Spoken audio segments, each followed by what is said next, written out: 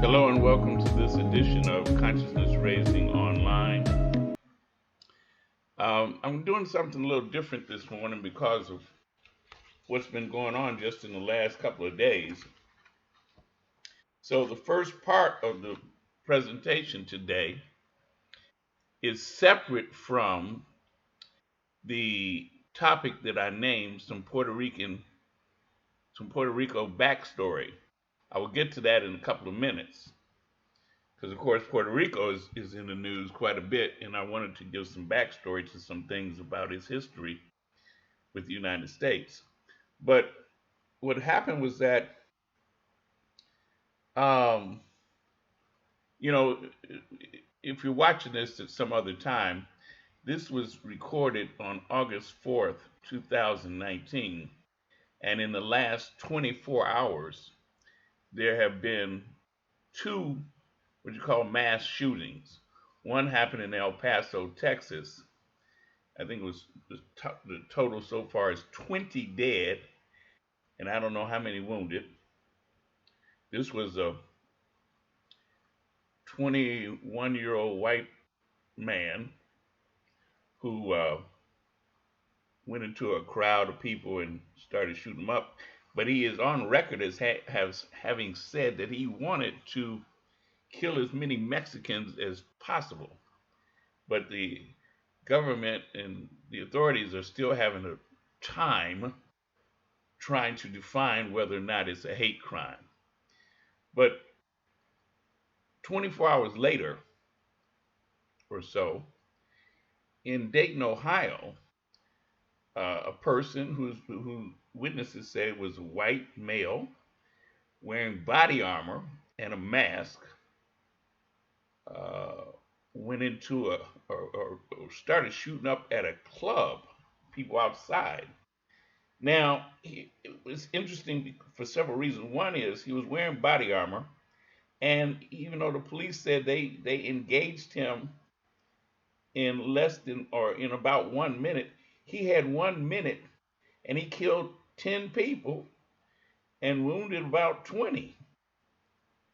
And he supposedly had an assault rifle and extra ammo and all of that.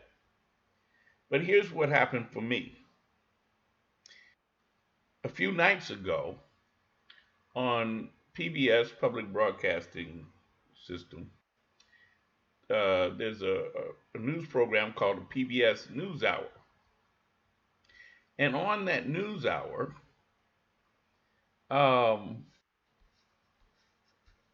there was a feature story that was done by a young lady by the name of Denise Alcindor. Okay?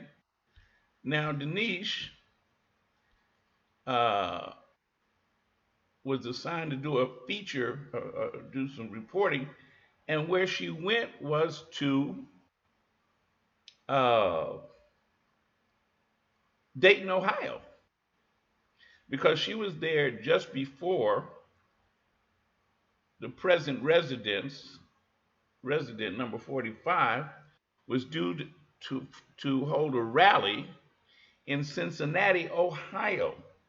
So she went to Ohio and went around to the rural areas and went to Dayton itself to talk to people about whether or not they felt that 45's language was causing or whether it was inciting people.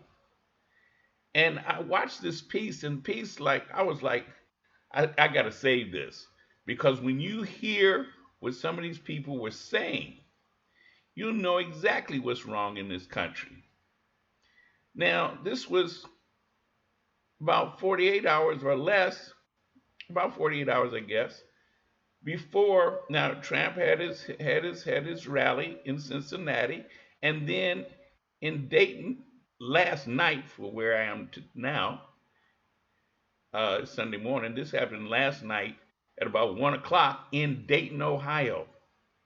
And so now I'm going to show you two things. I'm going to show you The press conference, it's about a minute or so, with the mayor talking about what occurred. And then I'm going to show you the PBS piece with Yamiche Alcindor, in which that same mayor is in the piece. And I was like, wow, this is it's it's not a coincidence. It just happened to be two things that occurred, that she was up there just before this happened, but she was up there because of Trump being there for this rally where he spewed out the same kind of garbage that he always does. And so I want you all to see this and hear this for yourself because uh, of how he is and how this plays out in the political atmosphere. Okay, so this is first. First will be the mayor's press conference talking about the shooting that occurred in Dayton, and then I'm going to share the PBS piece with Yamiche Alcindor, where she talks to residents of Dayton and the surrounding area, and the mayor of Dayton, who you'll recognize after you see the press conference. At 107 this morning, this event occurred in our historic Oregon district. The suspect was wearing body armor and used an AK-like gun assault rifle, .223 caliber with high-capacity magazines, and he had additional magazines with him as well. We had 10 fatalities, including the shooter. That number is still the same from this morning. We have had, the hospitals have had 27 people treated and 15 discharged as of 10 o'clock this morning. In less than 1 minute, Dayton first responders neutralized the shooter. I'm just still completely amazed at the heroic nature of our police department, where they did a first aid, stopped a shooter with under a minute, and so we were grateful for their service. Our facility activated our mass casualty incident plan around 1:30 a.m. this morning in association with the mass casualty incident here in downtown Dayton. That mobilized our entire team. Our facility received a total of 16 patients, of which 12 have already been treated and released. We do have a total of 4 patients that are currently admitted, and 1 remains in critical condition. At 107 this morning, this event occurred in our historic Oregon district. The president continued his attacks on cities represented by Democrats during a rally last night in Ohio. For decades, these communities have been run exclusively by Democrat politicians, and it's been total one-party control of the inner cities. For 100 years, it's been one-party control, and look at them. We can name one after another, but I won't do that, because I don't want to be controversial. The Democrat record is one of neglect and corruption and decay, total decay. The president did go on to call out specific cities during that rally last night. To find out how the language President Trump uses to describe politicians of color and diverse urban communities is resonating, White House correspondent Yamiche Alcindor talked to voters in Southwest Ohio ahead of the president's rally there. I'm construed as a racist, bigot, homophobe, you name it. But if you knew me, that's not who I am at all. Jennifer Casson supports President Trump, but is wrestling with his rhetoric. She's 47, Catholic, and grew up here in the suburbs of Dayton, Ohio. In 2016, voters like her helped President Trump become the first Republican since 1988 to win Montgomery County. Now the president's language, which some see as racist, is testing their loyalty.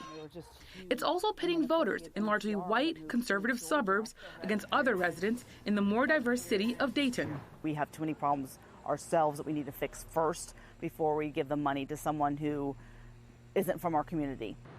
For years, the city has embraced pro-immigration policies. It provides English classes, legal aid, and other resources to immigrants.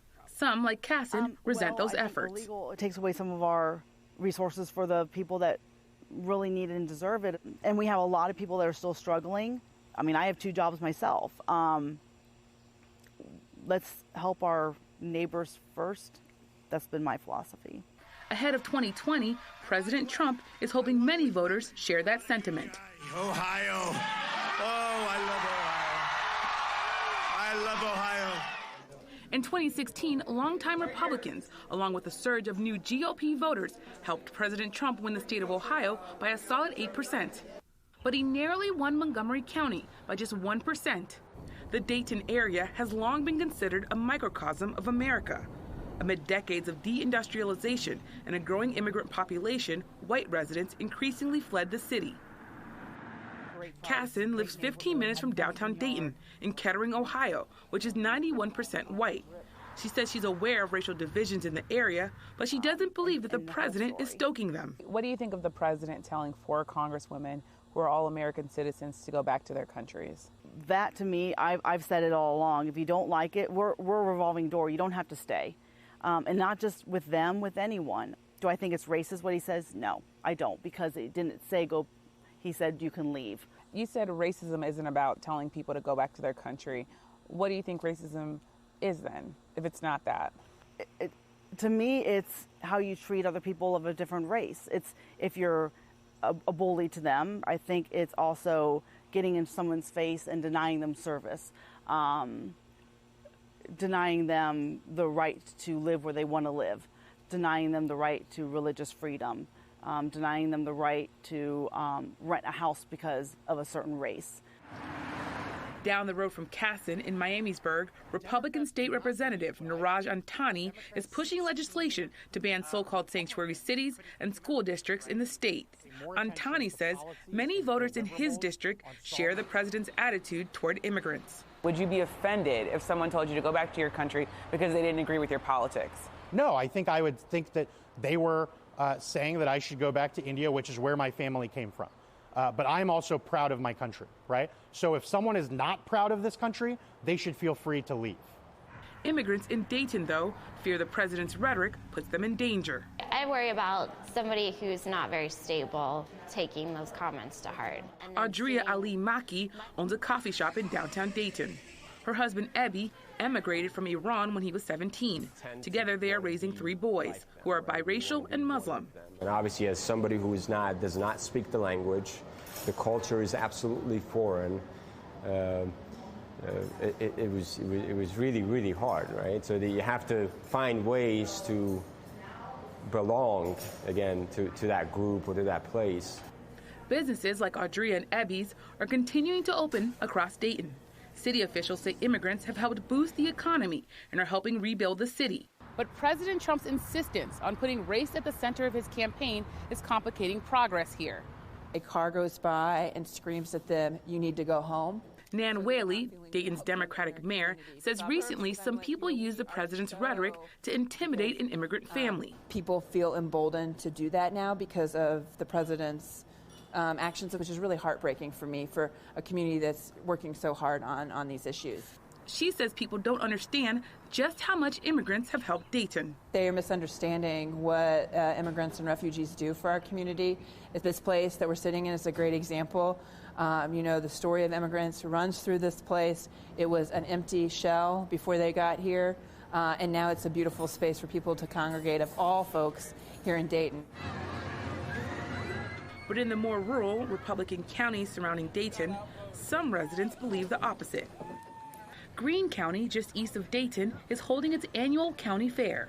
Here at the fair, some voters find the president's controversial rhetoric appealing, and it's crowds like these that the president hopes will turn out and help re-elect him. His style excites people. I believe that the Republican Party needed a fighter. This county is 86% white. In 2016, President Trump won here by 25%.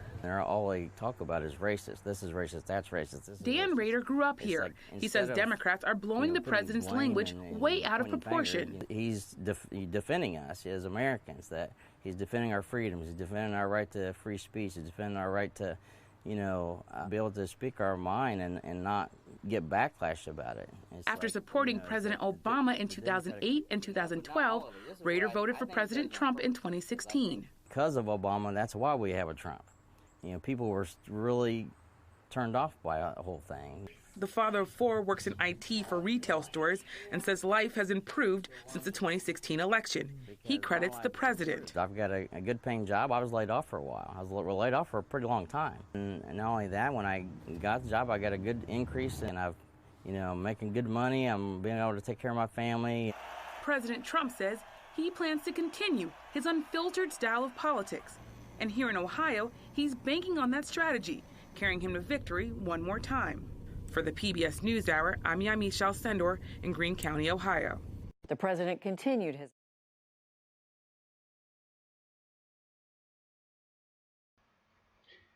I think you can understand why I wanted you all to see that, because when you listen to these people, I'm telling you, this is some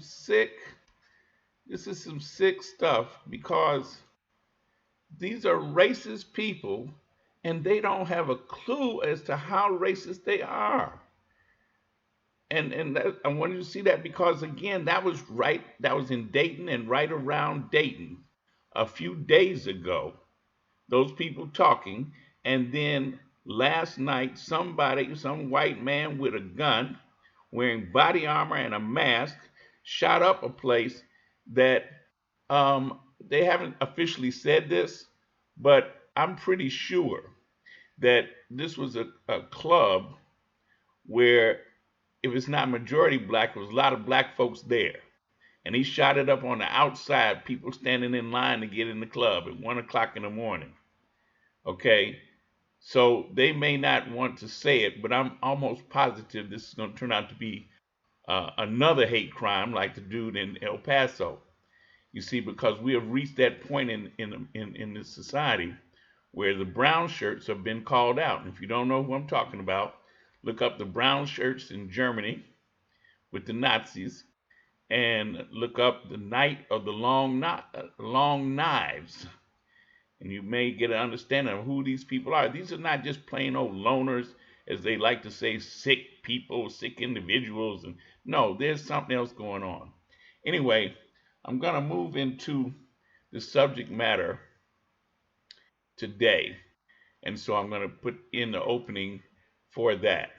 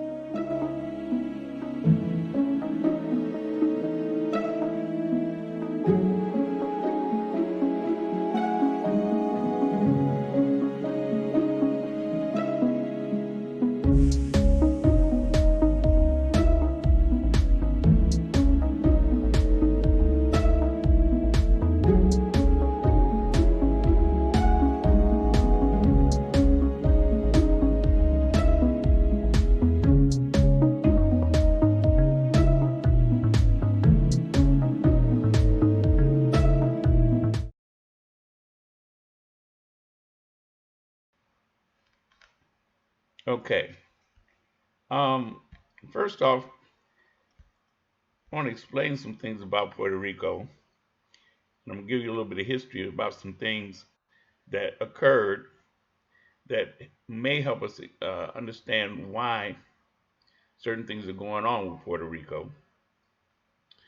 As you may have watched over the last few weeks, as the protests in Puerto Rico got bigger and bigger and bigger, with the people demanding that the governor resign. There's been a lot of problems with corruption, and then there was some kind of incidents with some emails that got released that showed he was talking bad about the very people he's supposed to be governing. But the history of Puerto Rico goes way back, and your present residence has no understanding of Puerto Rico. In fact, he looks down on them as one of those shithole countries, not even realizing that it's a commonwealth, or some people say a colony of the United States.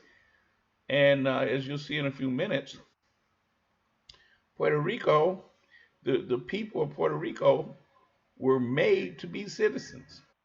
But if we go back a while, um, the Puerto Rican people were once a very independent people, and there was a move by the United States, first of all, when they snatched Puerto Rico and they made it a commonwealth. Um, there was an effort made to strategically use the island of Puerto Rico. In fact, the phrase Puerto Rico means rich port. And there were business people, including the Rockefellers, who wanted to make it a rich port for their own purposes. And so the independence movement, which was very strong, they rose up to fight against what was going on about them trying to take Puerto Rico and make it what they wanted. And there were several major incidents that occurred that with the United States government and agencies, including the CIA and FBI and the military, to put down the independence movement. In fact, one of them is called the Ponce Massacre. This occurred in Palm Sunday in March of 1937. There was a peaceful march in support of the Puerto Rican Nationalist Party. And the police opened up on the marchers. They killed at least 19 and wounded over 200. And many of those who were killed and wounded were shot in the back. Well, that was just one of the major kinds of things that occurred where they tried to put down the independence movement, the nationalist movement. And then they got real serious about the island. Among other things, starting in the 1930s and went on down into the 70s, there was a program to sterilize Puerto Rican women. And actually, over a third of Puerto Rican women who were of childbearing age, over a third of them were sterilized. Okay?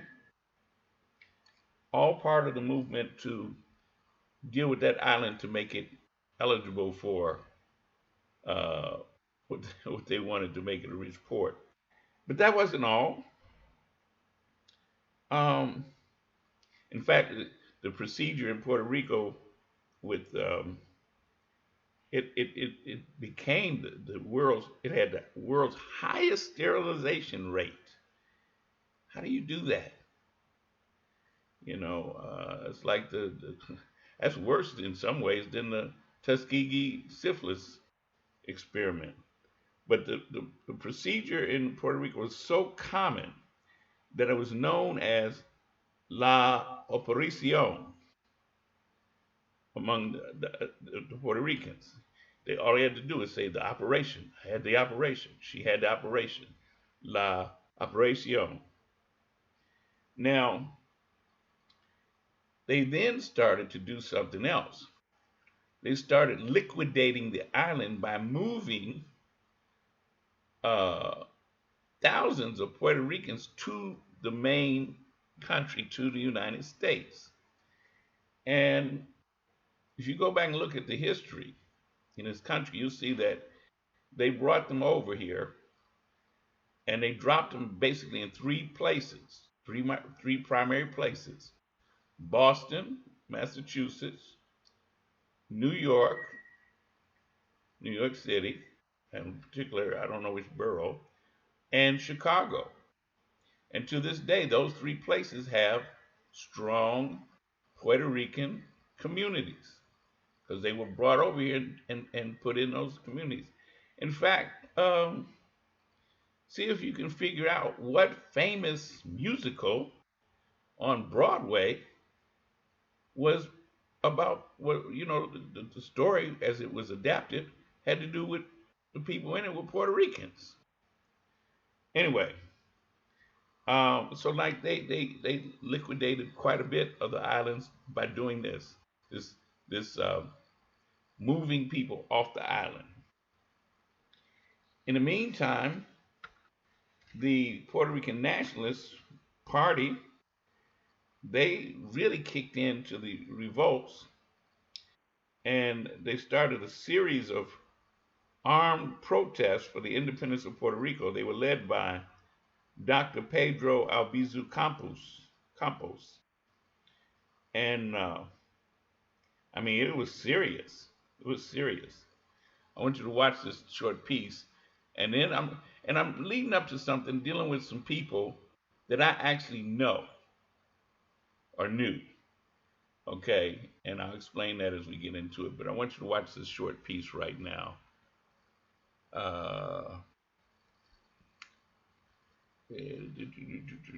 Okay.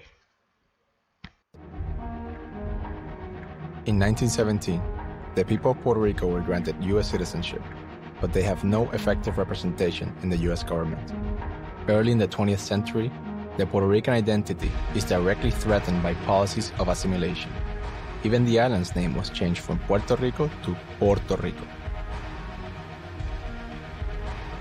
In their shared history, the U.S. has played the role of savior as well as the aggressor for Puerto Rico, dividing the political aspirations of the islanders.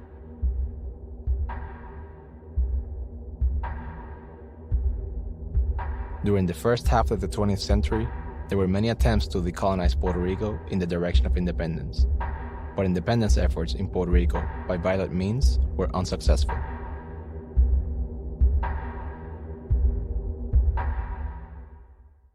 In 1952, the people of Puerto Rico, led by the island's first elected governor, Luis Muñoz Marin, drafted the island's constitution and reached an agreement which would evolve the colonial rule over Puerto Rico into a more sublime colonial relationship called Commonwealth or Estado Libre Asociado in Spanish. The Commonwealth Constitution was approved by over 80% of Puerto Rican voters. For decades, support for Commonwealth Party kept growing virtually unopposed. After years of political persecution, the Independence Party loses support. As the independence ideal is in decline, the statehood dream is on the rise. Statehooders, or Partido Nuevo Progresista, adopted the mantra, statehood is for the poor, and rally about inequality and welfare funds. Knowing the strong divisions on the island, and mindful of the international opinion voiced through the United Nations Decolonization Committee, the United States adopted the politically correct policy of supporting self-determination for Puerto Rico.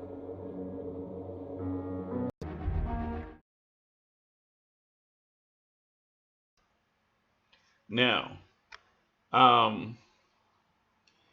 during the 1950s, things really kicked in, and the Nationalist Party, Puerto Rican Nationalist Party, as I mentioned, were kicking in with protests and uprisings.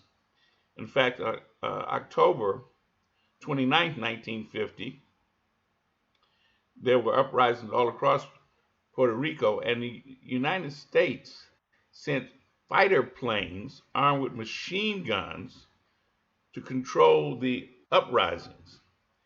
At least 9 nationalists were killed, including 5 who were executed in a police station without trial. Now, a few days later, November 1st, 1950, 2 nationalists attacked Blair House in Washington, D.C. This is where President Harry Truman was living while they were renovating the White House. And so they attacked Blair House with the intent of killing Truman. And there was a gun battle with the Secret Service and police outside the door. one of the nationalists was killed, and a police officer also was killed. The other of the nationalists, Oscar Collazo, was shot, but he survived, and he was convicted. We'll get to him in a second. I want to show you his co-conspirator, as they call him. His name, Gracilio Torresola, who was killed. Let me see. Now, this is Oscar Collazo and his wife, Rosa, at that time, very young. There's Oscar Collazo after he was shot. He was laying at the bottom of the stairs. He wasn't dead, although he looks like it, right?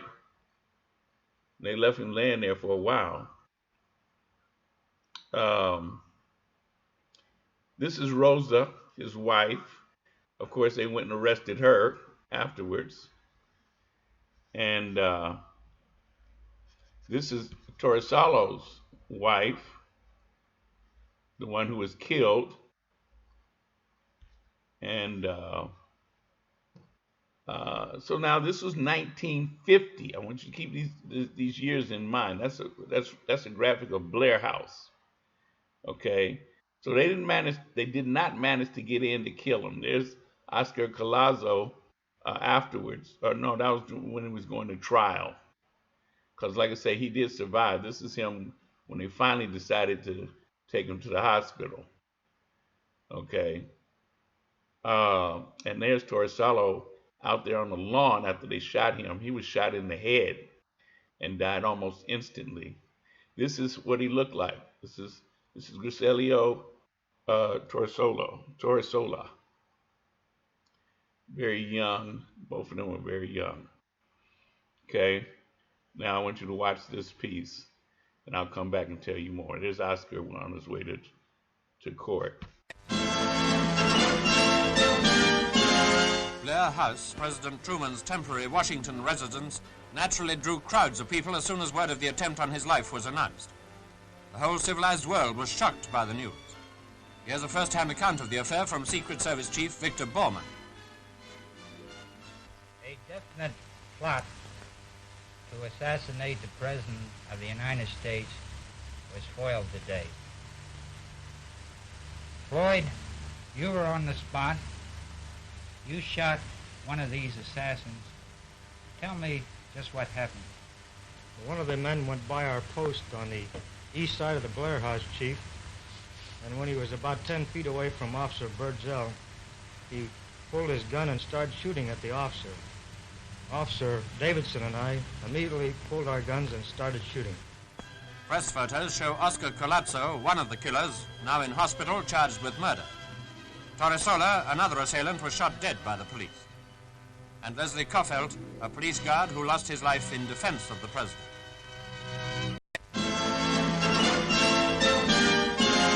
Blair House, President Truman's temporary Washington residence, naturally...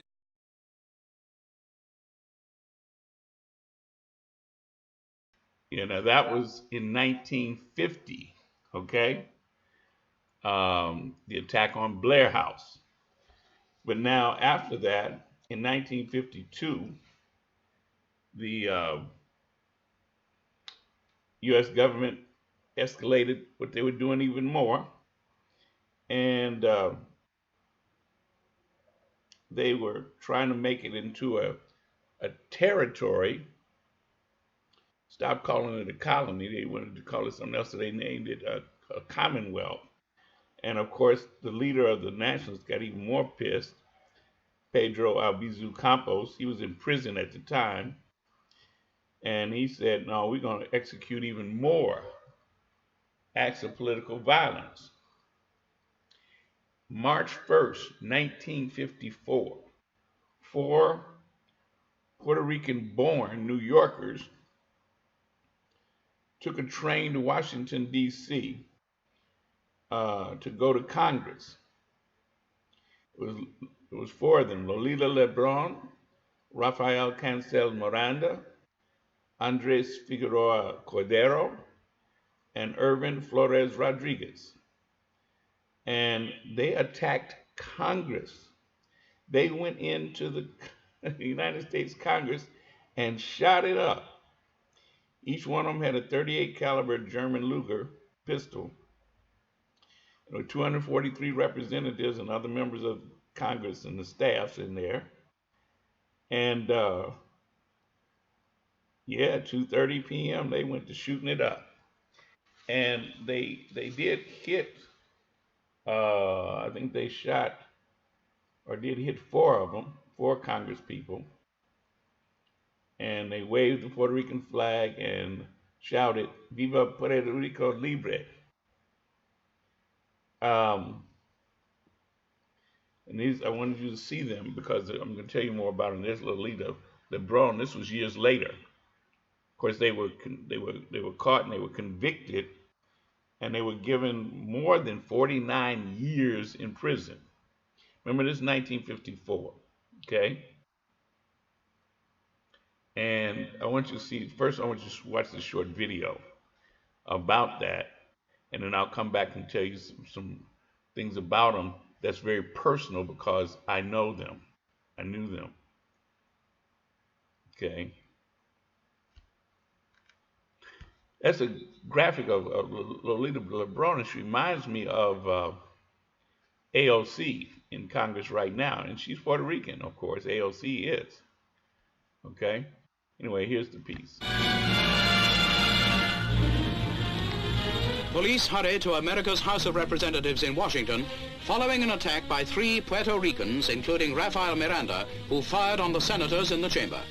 Fellow gunman Andres Condero and the woman member of the trio Lolita LeBron are hustled away from the menacing crowd.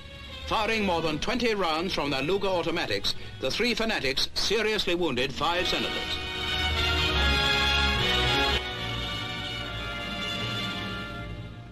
Ambulances are rushed to the Capitol, along with doctors from a nearby naval hospital. Alvin Bentley, wounded near the heart and in the stomach, is carried out while police push our cameraman aside. Bentley's condition is still reported as critical. Clifford Davis, a Democrat leader, was wounded in the right leg. In the excitement, a doorkeeper, William Belcher, suffered a heart attack. Republican Ben Jensen received several severe wounds in the back.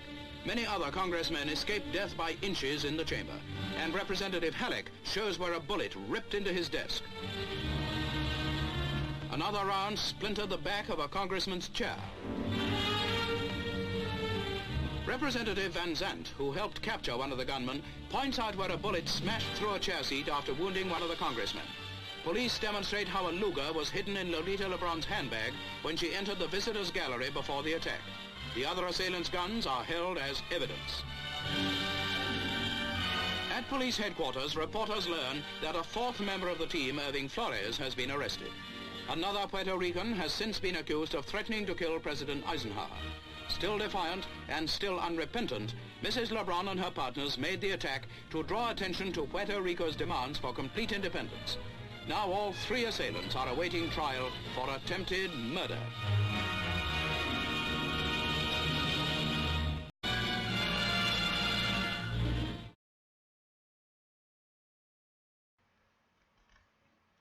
Yeah, so now they were sentenced to more than 49 years in prison, and they were sent to different prisons. But I want to tell you, let's see. Now, Andres Cordero died in prison in 1979. The remaining 3 were pardoned by President Jimmy Carter the same year. Now, let me explain.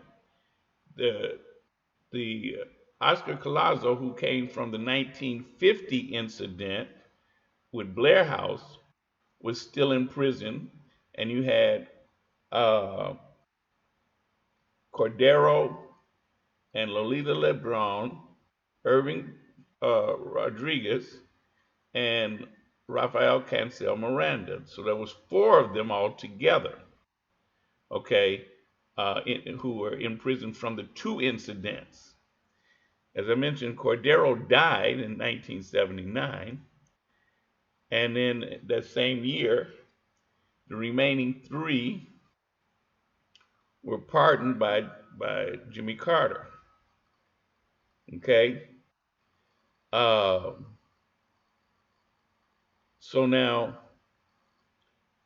uh, Lolita LeBron she was sent to a prison in um, Alderson, I believe it's Alderson, North Virginia, the same place that they sent uh, the famous woman that likes to fix stuff, rich woman. Anyway, she was sent there. And Irving Flores Rodriguez was sent to Leavenworth Federal Prison in Leavenworth. And Oscar Collazo was already there. And Rafael Cancel Miranda was sent from Alcatraz and to Leavenworth. Um, then they sent him instead to Marion, Illinois, which was a super max, and that's where he was in entire time.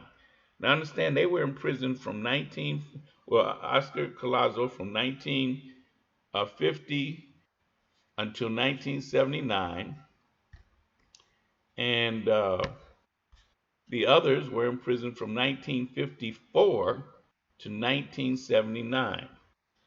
So it was September of 1979. Oscar Collazo, um,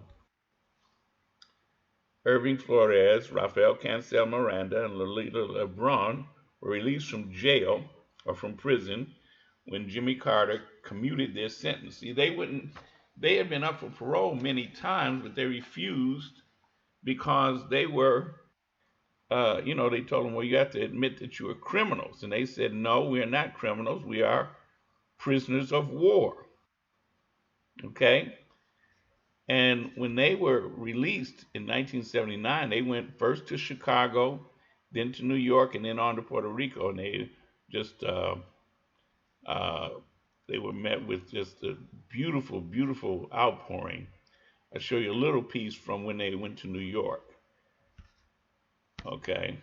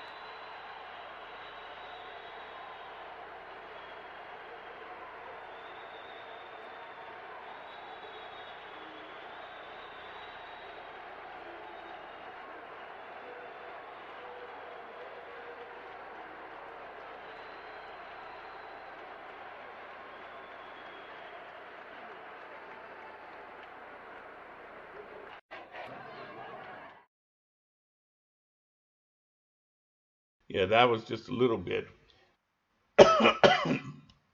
And one of the things I want to mention to you is that a lot of this coverage and what I've been showing you, has not been in the mainstream media because the mainstream media tried to ignore this whole thing.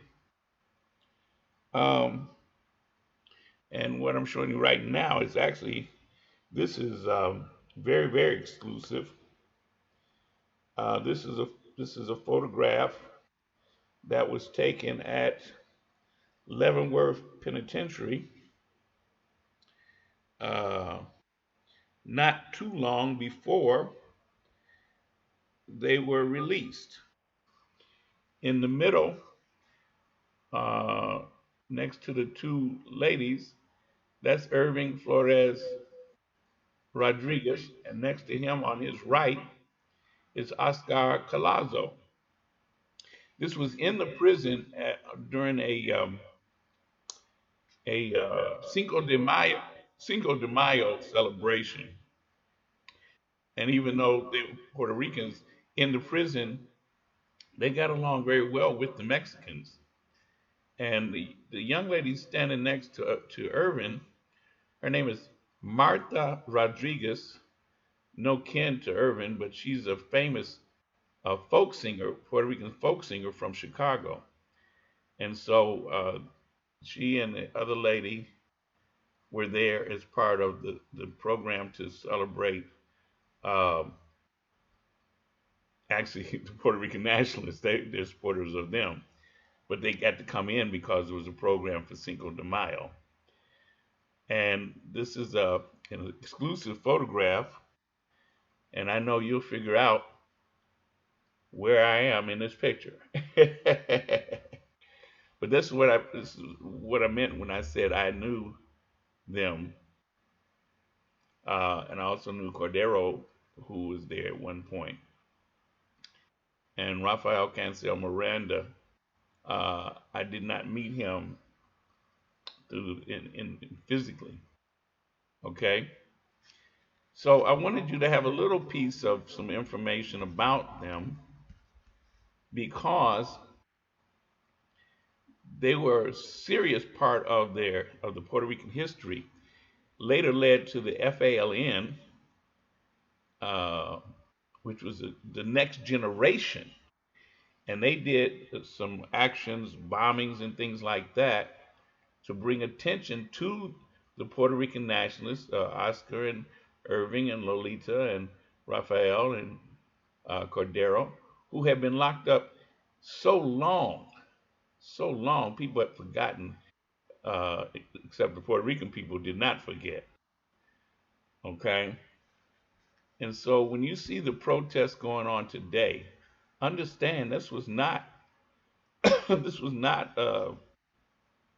just some people who are kind of mad.